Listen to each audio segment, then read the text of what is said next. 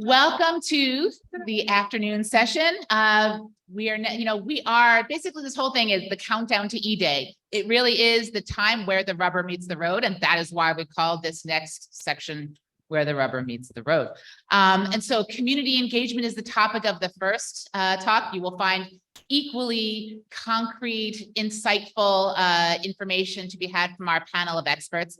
So we have Michael Zeiler from Great American Eclipse, who makes every map you can imagine. And we'll dream up a couple more while he's sitting up here talking, and we'll go home and make them. Dan Schneiderman from the Rochester Museum and Science Center. I have watched this man in action for the last 2 years or so. In fact, partner with everybody under the sun. Tyler Nordgren,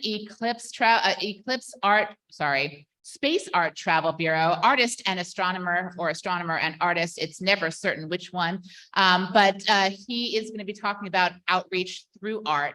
Kate Russo from Being in the Shadow is our world expert on community management of eclipses. You know it's true. You are. And we have then a bit of a case study. Erica has also been involved. Kate has also been involved with the folks from Texas Hill Country who are expertly planning for the upcoming Uvalde County Stellar Fest, both annular and total. So with no further ado, please welcome Michael Zeiler.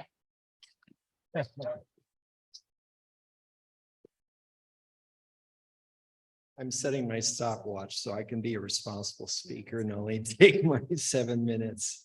Okay, great. Good afternoon. Great to see everyone here. This reminds me of the very first solar eclipse workshop, which was held way back in 2012 in Washington, D.C. I see a couple of faces that were here. Can you raise your hands if you were at the 2012, the very first solar eclipse task force in 2012? I can't believe I was the only one that was there. Is it true? Is it absolutely true? Well, anyway, I think it's appropriate to quickly thank 4 essential people that have made these 11 years of workshops possible.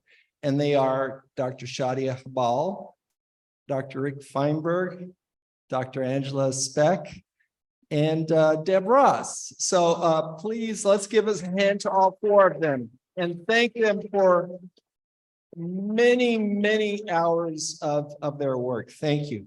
Okay, so in 2017, I was both foolish and brave enough to attempt the task of predicting how many people I expected to come to the eclipse. And I've repeated this exercise for 2024. Previously, earlier this year, I had published some numbers on my website, and you'll find them on various pages through the website with my predictions for 2024. But I decided that it was important to revisit those numbers. And the reason why it was important is if you look at the map here, and if you looked at the weather odds, to be honest, the weather odds are much better in this part of the country than way up here in this part of the country. So that I felt that I had to re-examine the estimates.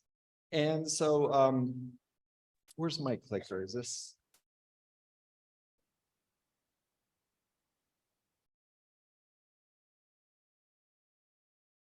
How do I use this? Well, you're only using the same thing. Oh, there it is. Okay, I was pressing the wrong button. Okay, so first, before I get to the revised numbers, I'm going to review several things. Over a month ago, we have an email list of over 30,000 people that receive our emails from greatamericaneclipse.com. And one of the emails that we sent out was a survey asking the people who follow us closely on our website where they intend to go. The expected answer, but it's still remarkable, is that Texas got the vast lion's share of the visitation. 54% of our respondents said they were going to Texas. traveling to Texas for the eclipse.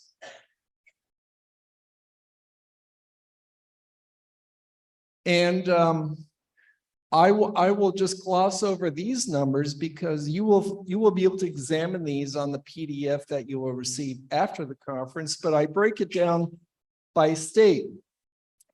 But admittedly, this is not a scientific poll because this is a self-selecting audience.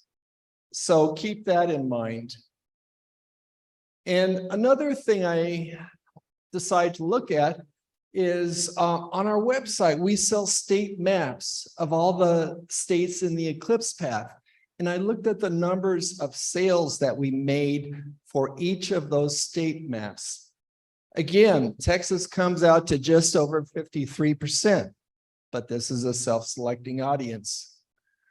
Google searches. Now, this comes a little more closely, I think, to the general public and not so much the self-selecting eclipse chasers. This is Google searches of eclipses by state. And what I did very specifically was I put them in quote marks because if you just do New York eclipse, then that search will get mushed with a lot of searches just on New York and a lot of searches just on eclipse. So if you put it in quotes like that, then it makes it more specific. And these are the numbers that I got from that analysis. So the main areas of interest are Texas, but also Indiana through New York State get a pretty fair amount of interest nationally as well. And we also have state pages. We have a page for each of the state. This is a visitation number. 70% of all the people who visit a state page on our website go to the Texas. So how do we process and how do we handle this information? Well, I think the reason why this is so is because the biggest factor in eclipse visitation is weather. Just like in real estate, the three most important properties are location, location, location. For eclipse chasers, it's weather, weather, weather. That's what we obsess about. And that we can see that reflected in the survey numbers. But the reality check, most of the information I've given so far is for people like us. People who are already aware, people who are astronomy buffs and so forth, but we're trying to reach the general public. So we have to take those numbers of over 50% for Texas or 70% or whatever with a little bit of a grain of salt. And how I look at it is I try and imagine an imaginary person, say in New York City, and the closest area to them is the Great Lakes region, Rochester and that area up there. So out of a population of interested people in New York City, how many will go to Rochester or that area? And how many will get on a plane and fly down to Dallas or someplace? And I think that with the general public, that number is going to be somewhat low. And I also think on the flip side of that, I think that there are going to be places with the potential for an outsized audience of people coming to see the eclipse. In 2017, Wyoming was that state. The state population tripled on eclipse day, but it was a low population base to begin with. But still, it was somewhat predictable in advance that Wyoming would be the it state for that eclipse. I think Texas obviously is a state for that. Another big factor is that 12 million Texans live inside the path of totality. That's a big deal. Why is it a big deal? Because I think something on the order of 10% of those households in Texas will have friends or relatives come visit them from out of state. So that gives you a rough indication of the potential eclipse visitation. And so my feeling is, going back to my exercise of the imaginary group of people in New York City, I think somewhere between 4 out of 5 or 9 out of 10 will still go to the local area but some fraction will fly down to Texas or someplace like that. And button's not working.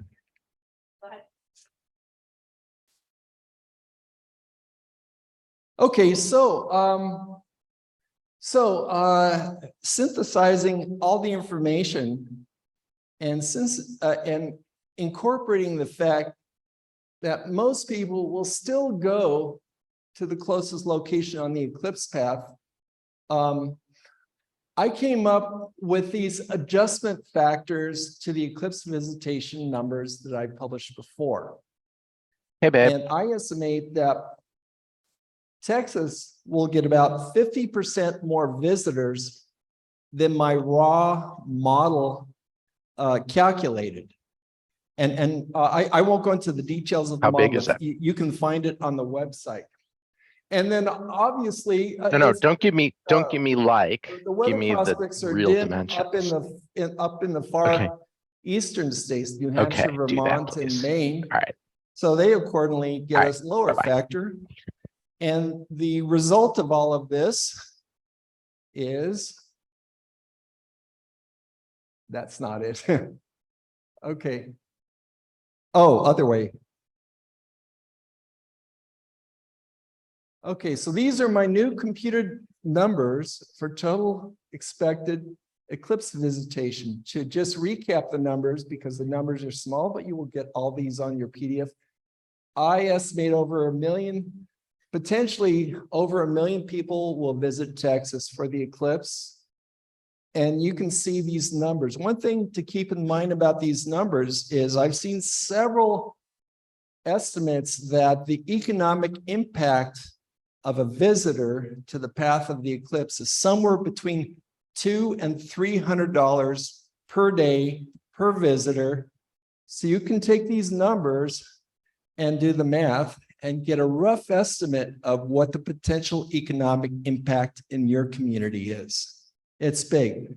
And then a closing thought is, I'm adapting the same model that I did in 2017, and I made what I think is a common sense and realistic adjustment to drive these, but my intuition is that these numbers are still low. I think they're still conservative, and I think maybe 1 or 2 places may surpass them.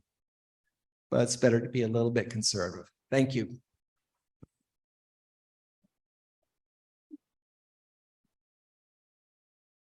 Thank you so much. Next up, we have Dan Schneiderman from the Rochester Museum and Science Center, and he will illuminate partnerships. I'm also going to put a timer on. So hi, everyone. I am Dan Schneiderman. I am the Eclipse Partnership Coordinator at the Rochester Museum and Science Center. My entire job, like a number of folks here, is just the eclipse. I've been working there for a good couple of years and just partnering with everyone. Clicker. There we are.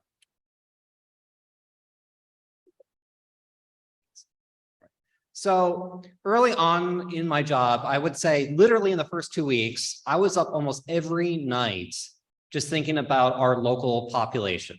The greater Rochester region has about 1.1 million people. How do you reach 1.1 million people? Well, it comes down to breaking down a lot of demographics and thinking about everyone, how to get everyone excited. And then I honestly might have to ask Deb this at some point of, when did I come up with this phrase of everyone under the sun is a stakeholder? I want you to think about everyone you pass by every day in your community, everyone you drive by, everyone who goes to your kids' schools, all of their friends, their neighbors, everyone you run into the grocery store, every single one of them will get to experience this eclipse. Now, how do you get them all excited?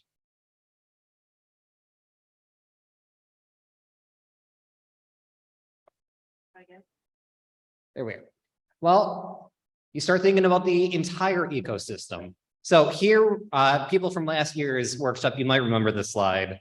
I honestly just copied it over, but when you think about it, it's everyone. You have everyone from students, clubs, to event organizers, restaurants, stores, healthcare. There's a lot of healthcare issues around the eclipse.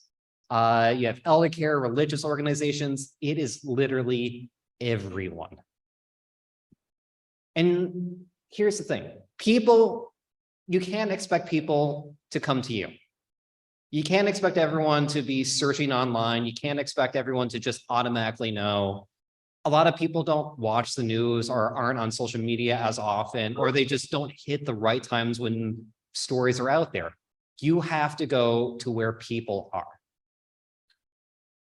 And, we've been doing a lot of that. Just between last April and about a week ago, we've been attending as many festivals, public markets, events, sports events. We had Eclipse Day at the Rochester Red Wings. I think Deb's somewhere in this picture or right outside this picture. And just in those couple of months, we reached about 50,000 people in person. That is just us individually talking to people. The photos at another festival. And, we set ourselves up at the New York State Fair.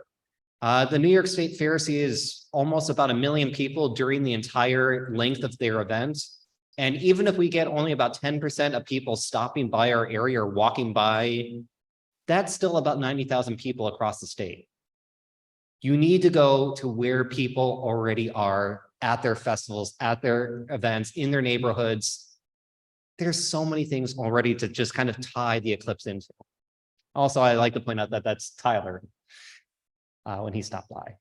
And I want you to start thinking about what's coming up. We have Halloween in a month. Yes, it's a little too late for the annular, but I hope a lot of you are planning to do something Eclipse related with Halloween. It's an easy event to pitch. You can even start even just getting Milky Ways or Starburst. A lot of these foods have been talked about in the past. Yes, it's punny, but sometimes you need that initial hook to get the public's attention. It can be a bad pun. The amount of groans I have gotten when doing outreach or just having a table with information, it helps. Bringing telescopes, convincing people, hey, yes, the eclipse is a great time to look up at the sun, but you know what else is? On any sunny day. There's a lot of cool things going on. We have a lot of solar activity. We're reaching solar max coming up. And getting to show people, like, how many people have actually looked through a telescope out of the public? How many of them have even looked up at the sun? Giving them that opportunity, you got to have that special hook, that shiny event that we talked about earlier. And on a similar basis, last year, we do a Stars with Santa event. We have Santa in the planetarium. We do this over a couple weekends. Santas are probably everywhere in December. And December is only a good 4 months away. You know what makes great stocking stuffers? Eclipse glasses. And so we made sure to get the Santas that we had wearing eclipse glasses. They weren't our final design, but to say, hey, even Santa knows proper eclipse safety is something that we can now show coming up to October and again in April. It's thinking about creating those connections, integrating into everyday life. And I will have to say those Santas were a lot of fun to work with. One of the other big initiatives that we had been dreaming about since 2019 and only started to implement last year is the RMSC Community Eclipse Ambassadors. So thanks to the Simons Foundation and yet again, bringing up the In the Path of Totality website, we've been able to work with museums. Here's all the other museums, which I want to give a shout out to the Thinkery that's also here. We've been able to bring on 50 different ambassador organizations from across our 9-county region, giving them telescopes, solar filters, 1,000 glasses each, stickers, postcards, colanders for pinhole viewers. We have Sun, Moon, Earth models, orreries. And I want you to look at this list. We made sure to spread everyone out across our 9 counties. We have chocolatiers, we have a homeless shelter. We have, of course, our park system. We made sure to get a temple, a church, and a mosque, for which it wasn't until this program that I learned from one of our ambassadors that, did you know that there's a prayer said during eclipses for the Muslim religion? That is something I only learned because I got to interact with members of that community. And if you don't go out and visit them and welcome them into this larger Eclipse community, you won't get to learn these amazing things. Yes, I know I'm going over by a minute or so. But there are so many organizations out there and you never know who you can partner with. I have had conversations with funeral homes, with senior centers, with daycares, with doctors, grocery stores, even manufacturers who are trying to figure out their 24-hour manufacturing schedule and making sure that enough of their staff can go and actually see it. And here are some of our ambassadors from our training sessions, practicing with the telescopes, a lot of them getting hands-on, and most of them, they are reaching out to their communities that haven't usually been approached and don't often get that chance to be engaged in these activities. You need to look for these communities and be intentional. And here they are doing some outreach with us as well. This just gives you an idea. To kind of wrap it up for Rochester, we do have a large task force that's ever growing. That number is definitely outdated. But you got to engage your community. You got to meet with them monthly, invite them in. People might not know about it until you send that initial email or that phone call out and say, hey, have you heard about this eclipse coming up? For those who have mentioned it to your Uber drivers while you're here, that's a great way. I have had eclipse conversations with my doctor's pediatrician.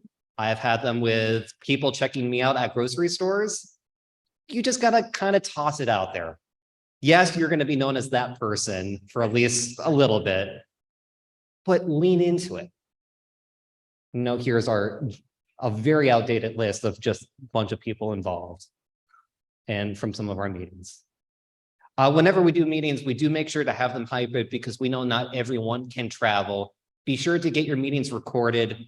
Not everyone can make it. Not everyone can travel. You don't want them to miss out. And with that, I thank you all.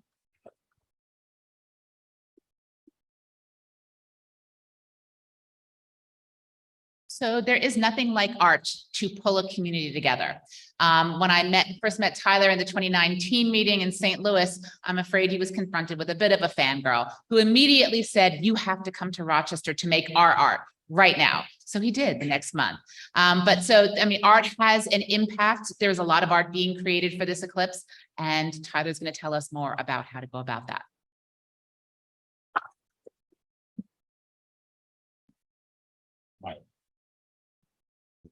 So I'm an astronomer as well as an artist. And I want to talk about that interplay between science and art. The best example I've ever been able to find is this one right here. You take a look at two drawings made of the moon. We're all really familiar with the one on the right. That was Galileo's drawing that he made looking through his telescope in November of 1609. But that was not the first observation of the moon. Rather, it was made by Thomas Harriot in England back in July of 1609. But look at those two drawings. The Renaissance hadn't reached England at this point. The idea of the interplay of light and shadow and how to capture it in art, representing three-dimensional objects in a two-dimensional drawing, hadn't really gotten to England, certainly hadn't gotten to Thomas Harriot. So when you look at the drawing on the left, it's not clear he had any idea what he was actually seeing when he looked at the moon. You look at the one on the right and you can feel the bumps of the mountains and the craters. The one on the right changed people's views about our universe, and that was through the power of art.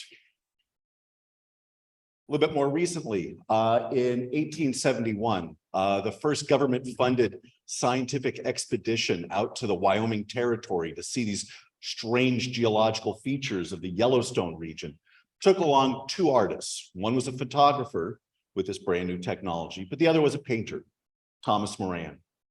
When Moran got back, he painted this, the Grand Canyon of the Yellowstone. This stunned communities back east and was one of the inspirations, one of the driving forces behind creating Yellowstone National Park just 1 year later. Go forward to the 1930s, amidst the Great Depression, you had the WPA, the Works Progress Administration, encouraging people to see America, in particular, in national parks. And I love this one, using Old Faithful. You go to Yellowstone today. And in fact, any national park today that had one of these WPA posters, and they are everywhere. They are on sale in the gift shops. They are a part of that park's identity. So I started working with national parks, not actually on astronomy issues, night skies. It's one of the big things to come along in the last 20 years, is this idea of parks as places to see the night sky. I at one point had envisioned myself, oh, I'll be a photographer. I'll capture the Milky Way. I'll be famous. I'll sell lots of photographs. I never sold a one. But I drew a poster about this same act, seeing the Milky Way in a national park, and the idea that half the park is after dark. This I've sold thousands of. So the power of posters is something that really drives people. It doesn't have to be an actual photographic representation, but something that evokes the emotion of seeing the stars in a national park. This works even more so when it comes to total solar eclipses. These are not purely scientific phenomena. They're not even purely astronomical phenomena. These are also emotional phenomena, which we'll hear about with our next speakers. So this is where art comes in. In 2017, we had a total solar eclipse going over some major national parks, and it had been 38 years since the last one. So not very many people knew, how are we going to sell this to the public? Will the public be interested? Using that WPA tradition, which Grand Teton had its own version of a WPA poster, I worked into, let's try to educate people about what they will actually see if they come to these places. So we talked about the Corona, over 2 minutes of totality, first one in a quarter century. These worked phenomenally well for the national parks, but it also worked for small communities looking to have events, solar eclipse events. Carbondale is at the crossing point between 2017 and 2024. So they made sure that when I designed this poster for them, I gave them all the fonts, all the rights, everything, so that they could change this to be just as applicable next year as it was back then. All right. So there's the power of this kind of outreach, is for the annular eclipse, showing people where can they go in a visually appealing, keepsake thing. So for those of you handling events who want to actually raise some money, help offset some of your costs, these work out to be great merchandise items. People want to take home the concert poster for the thing they just saw. And that goes with, of course, you've got places that are not only in the path of the annular, but in the upcoming total eclipse as well. So out in Texas Hill Country along the Frio River. Yeah, that's one of the big things about this eclipse that we're coming up to with the total eclipse. Unlike the 2017 eclipse that went through some giant national parks and some very tiny towns, this time we've got a huge range. Big cities, San Antonio, small towns like Holton, Maine. We've got a huge range of parks, from tiny little national parks all the way up to really world famous state parks. And speaking of the national parks, there's a whole bunch of them that total eclipse is going to go through, but most of them are not on the really big bucket list for people. So it's a chance to really discover some beautiful places about this part of the country. And again, using this style of art, style of merchandising, style of outreach and commemoration, this becomes something that can really drive interest in these events beyond just, ooh, there's going to be an eclipse, but the emotion and the history of the place. And this is doubly so for where I live in the Finger Lakes of New York. This is a poster based off of an old steamship timetable from the 1800s that used to travel the lakes where I am. Much of the big tourist center cities in the Finger Lakes, central New York, are just outside the path of totality. So communicating to those people, they need to drive north, and to the folks that come to, say, Ithaca, where I live, or Watkins Glen, that's famous for its racetrack, that, hey, you can stay there, you can eat there, but you sure as hell need to drive north of there in order to see totality. That's a big part of this. So what I encourage folks to do is dive into your local artistic tradition, find local artists, find emotional ways to create that concert poster, that movie poster that will drive people to your program, your eclipse, your destination. So just want to say thank you. I also wrote a book. So my publisher wants me to say that. So, and I guess with that, I will pass it on.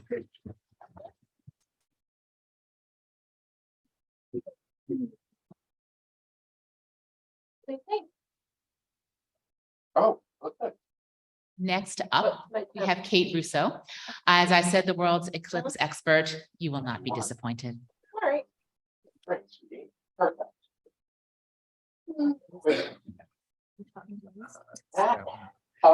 Okay. She made all the boxes, right? Yeah. All right. Yeah. So, The boxes. sorry. There's- So I've been involved in eclipse planning for many years now. And what we wanted to do was to give an example of how a community, which doesn't have the resources like, or Dan, like Rochester, but, you know, places that find themselves in the middle of nowhere, very few resources, how do they approach the eclipse? How do they deal with the fact of Michael's really scary numbers now of everyone coming to Texas? And so what I'm going to do is just put a bit of context first, and then I'll introduce you to the two girls who are planning for Uvalde County. And hopefully you'll find some important lessons or helpful hints for yourselves. So if you did nothing to prepare for the eclipse, it's going to happen anyway. That's the really good thing about it. But you actually have to prepare and plan for the impact. It's all the people wanting to come. How are you going to cater for all these people? And so some practical resources for you to take home is my community eclipse planning. That's available on my website and the AAS website. So a lot of information in there. And then also the core message from that is assemble your team, develop your strategy, and then boldly go. So that's basically all you need to do. It sounds simple, but it's actually really quite challenging, isn't it? And one of the challenges is, how do you assemble a team if you don't have a team of people? So this is where I first met people from Uvalde County. So I did one-off consultations. Some people reach out to me because they see the opportunity. They see that, wow, this eclipse is happening. This gives us a chance to shine, and we want to make the most of it. What can we do? How can we apply this information to our community? And when you see people like this, that they get it, they understand that it's not just an event you're planning, it's actually an opportunity to do something for your community. And I meet with people and I help them align all their plans for their community development and their tourism development to be able to then focus the eclipse as well. So you incorporate your eclipse strategy into that. So therefore you're doing things that will benefit for the long term, and the eclipse will have a lasting legacy. That's the idea. It takes a fair bit of time, a lot of pre-planning. And so some people reach out to me, and these guys reached out to me in September last year. And they said, hey, we've got this eclipse happening on our doorstep. What can we do? So we helped look at align the eclipse planning process with their plans.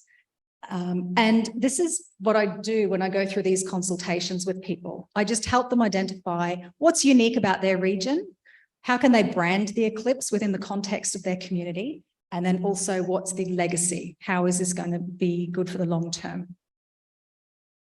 And each community has unique issues. So every one of you sitting there, you will have a particular circumstance in your community that you think, wow, this is different for us. I wonder what we need to do here. So, and often that's why it's good just to bounce around ideas when you're meeting people over the breaks, see what other people are doing to identify and find solutions to their issues. So unique issues for Uvalde County in Texas is that it's in the crossroads of the paths of the annular eclipse in October and also the total eclipse next April. So there's a few people from the Hill Country region who are also in these crossroads. You're double planning in a very short period of time. It's really stressful. And anytime someone says, oh, there's only 16 days to go, it's terrifying, right? It just brings a lot of extra challenges. And like we heard this morning with Bill saying, The Uvalde is actually the crossroads of America with the main highways going straight through the town. It's the ecological crossroads. So there's some fascinating, flora and fauna, and it's on migratory paths. There's bats, birds, bees, butterflies. There's a whole lot of things out there that make it unique. So these are the things that we need to hear about. But it just brings challenges with the eclipse because there's a lot of people coming to this region, even more now after Michael's talk. A second challenge was the issue in that you might all be familiar with the with Uvalde County, but I certainly wasn't. And so the differences between the main regions, the main government regions, and the Texas Hill Country River region, where all the accommodation is based. And so that actually raised this little gem. And I'm sure that all of you face this at some point. Who's in charge? You know, it's that idea that, am I the one making the decisions? Who heads this up? Who gives the authority on things? Who decides how big we're going to go? So it's important to figure that out. And so there's a bit of prep work to be done. And of course, we all know Uvalde because the tragedy that happened in May last year. And so that raises unique issues too, because everybody's heard of Uvalde now.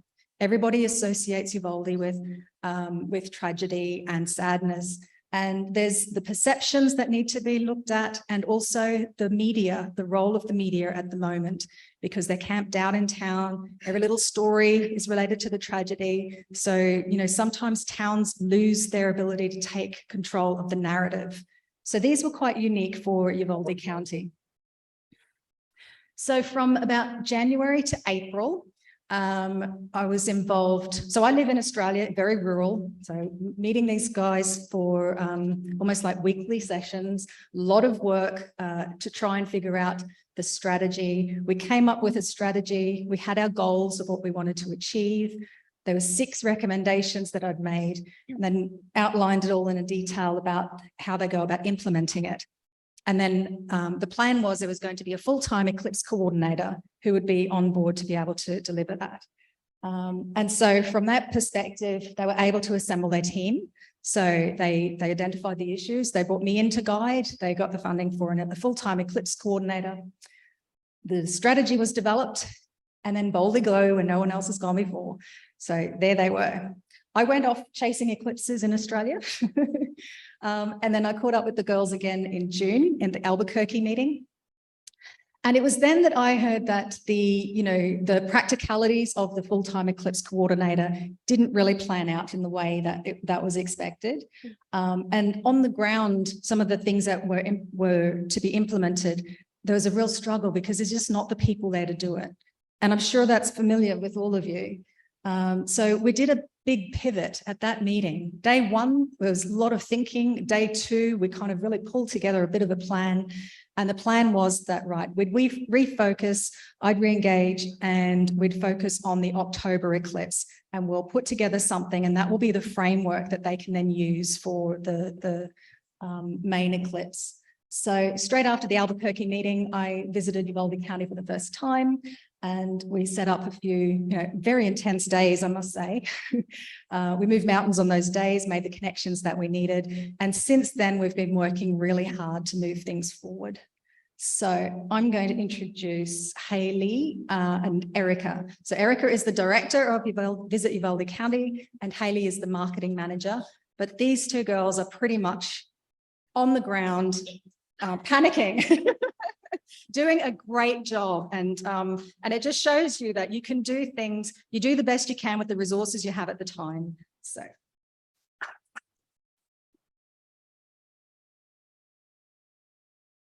Thank you, Kate. So I'm Erica and this is Haley. So as Kate said, we kind of got put into this role based on the roles that we had for our jobs. So that was fun. And as she mentioned, there was, budgeted for a solar eclipse coordinator in the issues talk. Unfortunately, that didn't plan out. So we just kind of had to reroute, and you got us. So we full-fledged just dove in and connected with Kate to learn anything and everything we could about solar eclipses. Not gonna lie, I had to Google what a solar eclipse was because grade school was a long time ago.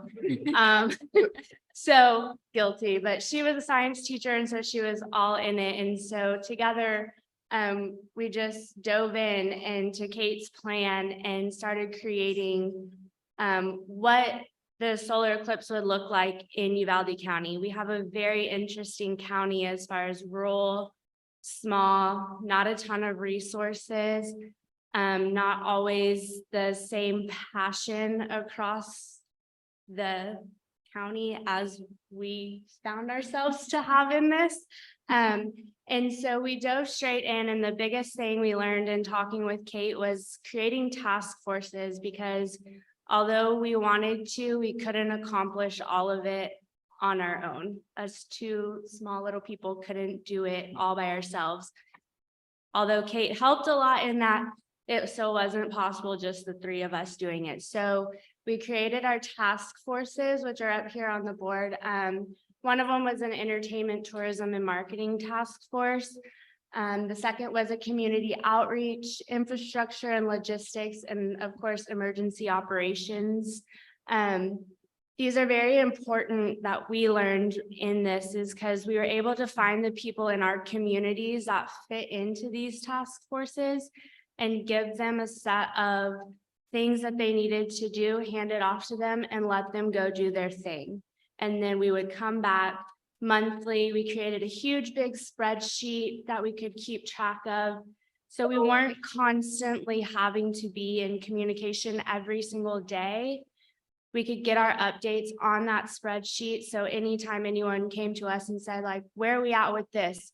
Pull up the spreadsheet, take a look, you have an answer. You don't have to reach out to somebody, find out that answer, then go back to someone else. So that was really helpful for us from just an organization standpoint. And then we would come together monthly, the leads of all the task forces, and go into more depth about each item and really saying like, okay, this is completely done, mark it off, move on kind of thing. So for a checklist person like us, it was great to like cross it off and be like, yay, moving on. So these were really, really important to our success and where we are now. Because you can't plan entertainment and events without an emergency operations or making sure that it's safe for people to get to said event, or if your roads are going to be blocked, or if your community doesn't know about it, who's going to show up to your event? So they're all very, very important in their own, in their own special ways.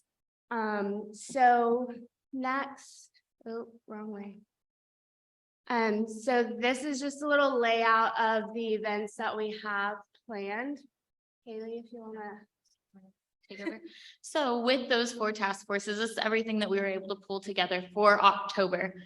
So we have 3 venues across the county. We kind of decided where our main points would be, what would be the easiest locations to get to, and to also spread the visitors out, so no one was in one location. So at the southern end of our county, we have Uvalde, so we have that'll be our main kickoff party Friday night. We have dueling pianos, and Kate's gonna come present. We have the National Solar Observatory doing a big presentation. Then Friday, we also have Caitlin Butts, who's a really big local Texas artist, so we're excited about that. Then moving on to Saturday, we for sure had an event in each location on Saturday to help with the crowds. Our main STEM and science is gonna be in our Solar Eclipse Village in the state park. We have a glow dance at night, and then vendors and talks throughout the day from some of you, actually. And then on Sunday, we'll have our Solar Eclipse Village, and then a look at 2024 and kind of where we're going, and anyone else that's around that can show the showcase of 24 and how to plan, and kind of an information share on that sense. We also are really excited because we have Clay Walker coming. So that's our main concert for the whole weekend.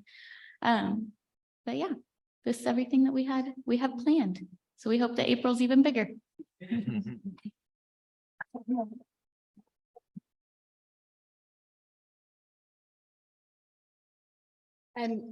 And just to highlight, because the solar eclipse village. So, I mean, what's really cool about what's been organized is that it appeals to the local group, local population, and it's all the cool stuff that people always go and see. So that's really good. You don't need to cater for an imaginary audience of like science boffins or whoever you think's coming up. But what we have done is we put together the solar eclipse village in Garner State Park. And this is the focal event for those who are wanting to focus on the eclipse itself. It's a 2-day event. And on day 1, it's all about the annular eclipse because the annular eclipse is happening. So we have lots of programming all throughout that about anything and everything under the sun, to use Dan's phrase. You can't really see our partners on that, can you? We've got quite a number of people coming. A big presence from the University of Texas in San Antonio, the Los Angeles team helping out on the ground. We've got Mitzi Adams, who works at the NASA Marshall Center.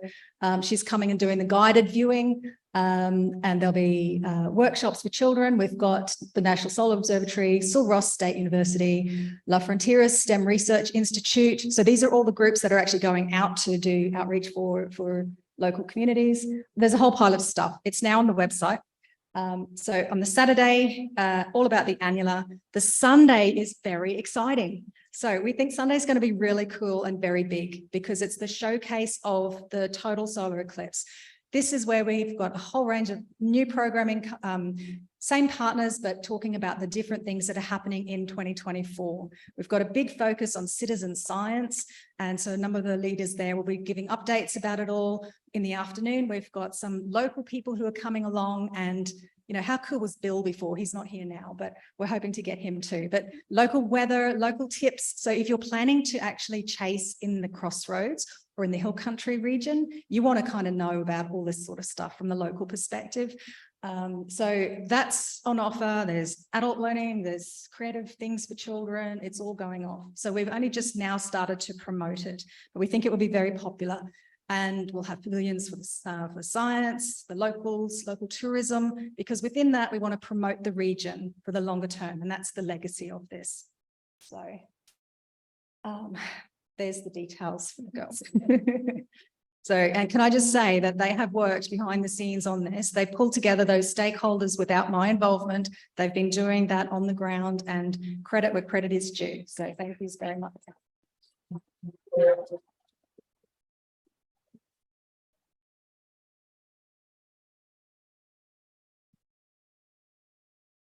So we do have some time for questions. I know that this was a very, very varied panel, so feel free to go back to the beginning, to the traffic, and for all the rest of this. And to the panelists, if you find that your microphone doesn't work, just pass a mic until you find that one that does work, so we can make sure everybody can hear.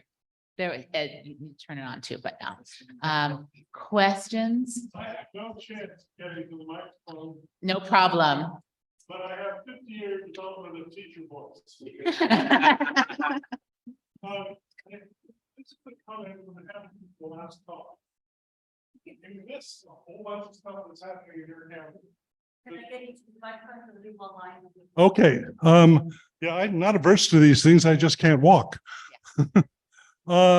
Okay, my name is Edgar Bering, and I believe I'm the only representative here from the Nationwide Eclipse Balloon Program, which is a coalition of 53 universities led by Montana State, which will be launching several hundred balloons into both eclipses.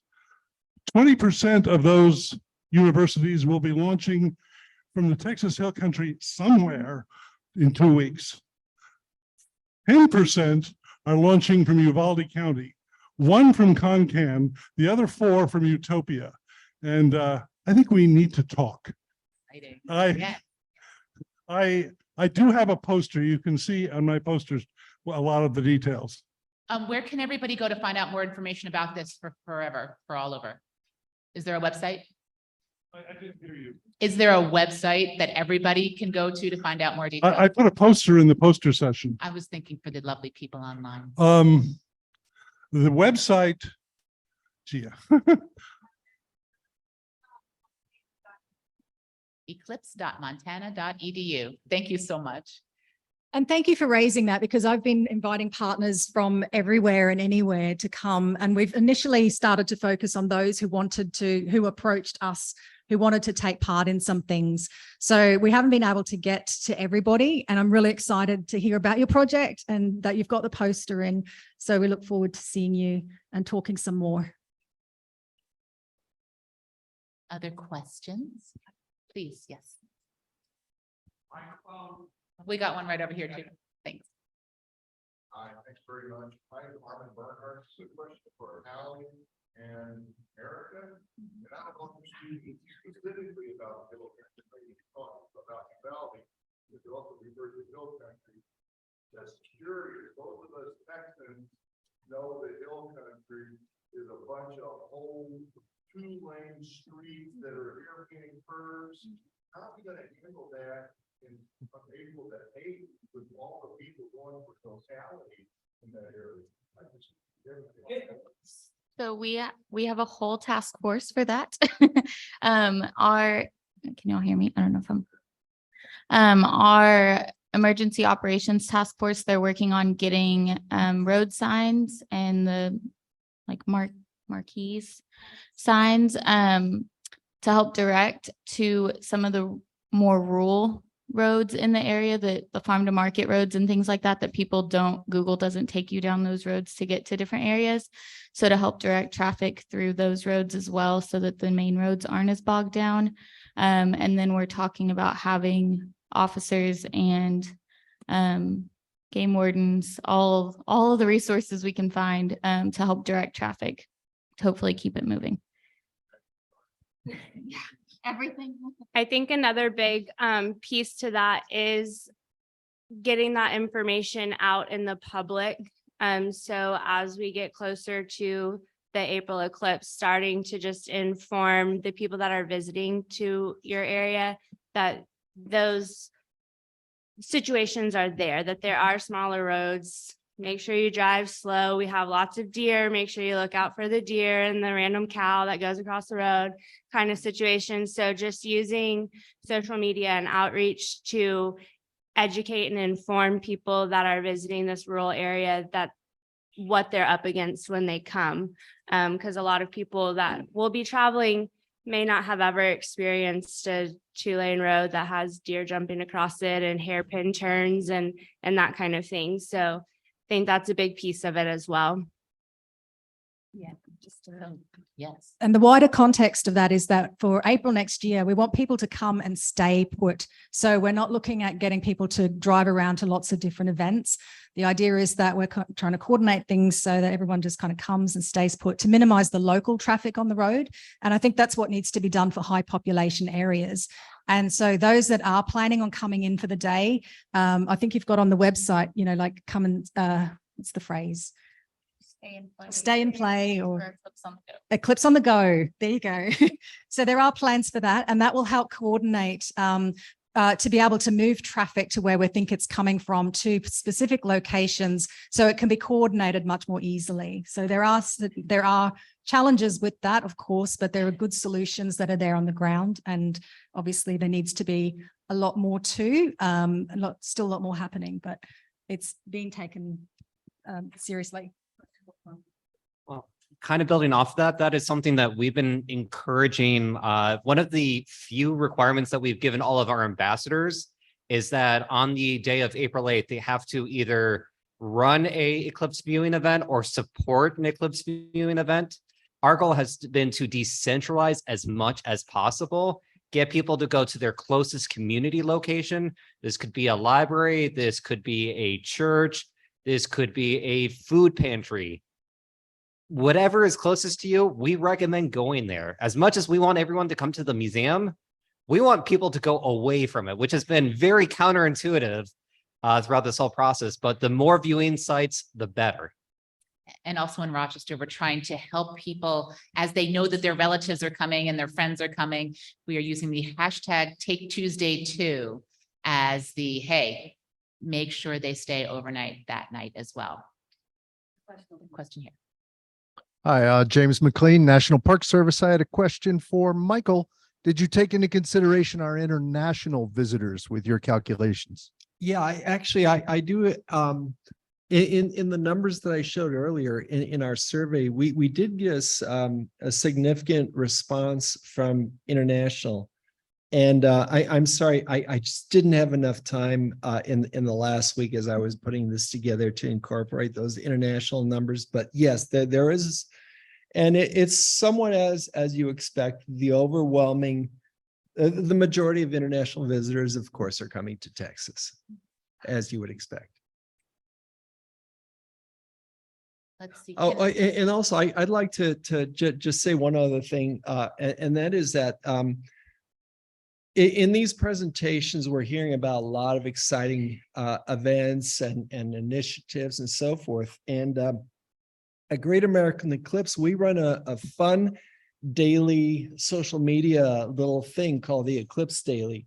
And I'm always looking for interesting content for the Eclipse Daily. And so if you've got something, some interesting event in your community, or just something interesting related to eclipses, just contact me either in person, or my email is michael@greatamericaneclipse.com. And we're happy to give a signal boost to any local events. Thank you. Is there a roving mic in the back? Yes, could you? Yeah, thanks. I was just going to go back a little bit to who to alert. One of the things that we have involved, and we spoke at the District 21 ag county agents, we involved the county agents in all of District 21. So they're aware of it. Quite a few of them were aware, but not what was going to impact them in the April the 8th. And they have newsletters that they put out to their constituents that reaches a whole different market than even the newspapers. Really important to partner. While they're walking over, that same type of people not knowing the impact, it wasn't until a transportation meeting that we had that we started to contact. We were wondering about funeral processions and how those are going to impact eclipse traffic, which is why we then started to reach out to the funeral industry. You never know which community is out there and how much they're going to be impacted. James Rossignol from Blanco County Eclipse Task Force. I'm wondering how Uvalde is doing in 2 weeks, if all your hotel rooms are booked up, the campsites are booked up. We also thought that the annular eclipse would be a trial run for Blanco County, but we're not in the path of totality. So I'm wondering, is Uvalde booked up for this Saturday coming up in 2 weeks? What does it look like for hotel rooms, RV, campsites, Garner If I State could Park, tell, etc.? that this works. I had $1 for every time that question was asked to me. I would no longer need a job. So we are unfortunately not 100% booked up for October.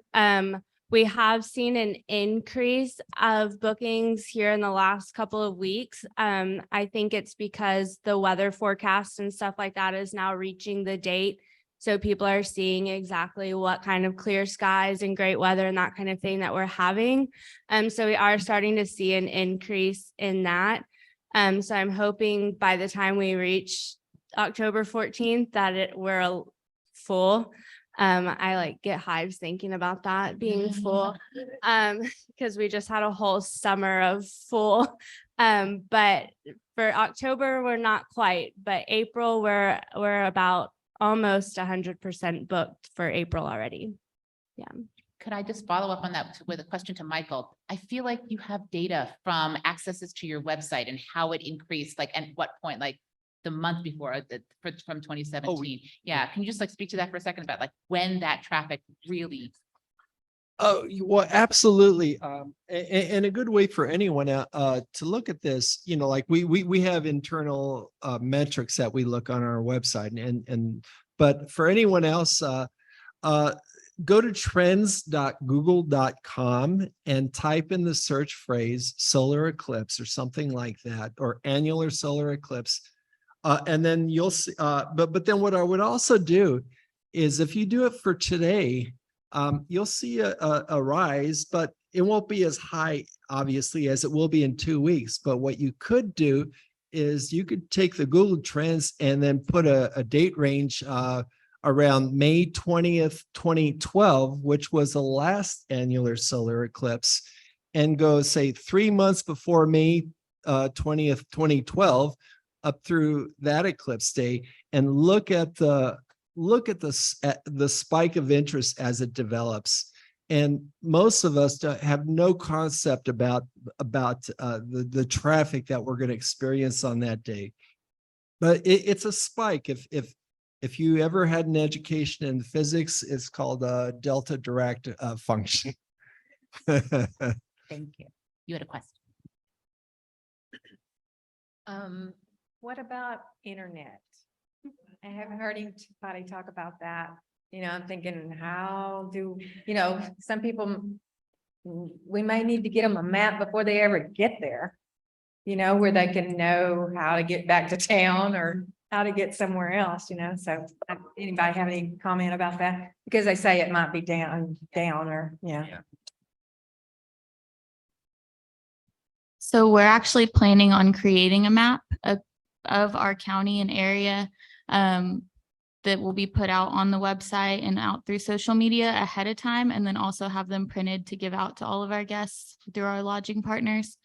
That'll show the roads, where our emergency stations are, the first aid, where events will be held, bathrooms, all the things that people will need, restaurants, all of that. So we're planning, we're in the works of it, of getting a map created ahead of time in case there isn't any internet.